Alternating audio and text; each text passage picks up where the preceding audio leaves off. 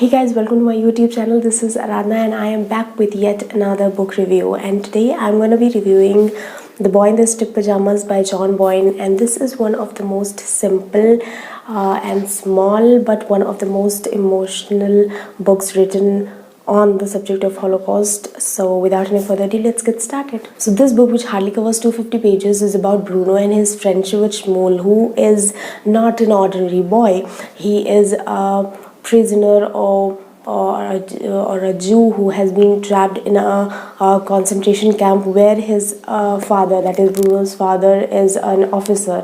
I think the most important thing about this book is the ending of this book, which is very, very surprising and very, very shocking as well, and you can cry for like hours after finishing this book. This book is very popular among book readers and in every part of the world, but it has got some very inaccurate facts regarding the Holocaust. So there are many inaccurate things which I also thought to be really, undigestible while reading the book, but I think those things can be overlooked because this is a work of fiction. But one of the most important things which I thought that should have been excluded is the part where Shmuel and Bruno are parted with a fence, which is the fence of the concentration camp, dividing the concentration camp and the rest of the field.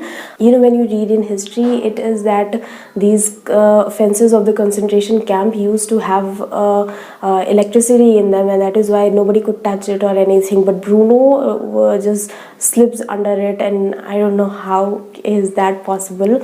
But apart from this book is very, very emotional, and it would be a very interesting read for you if you like to read about this and if you love historical fiction as well. But yeah, the facts are inaccurate and undigestible, as I said earlier. Another important thing about this book is its language. It is very, very simple, very, very simple, and it can be read even by fourth grader, I think. But the subject matter is intense, and it needs to be analyzed. It needs to be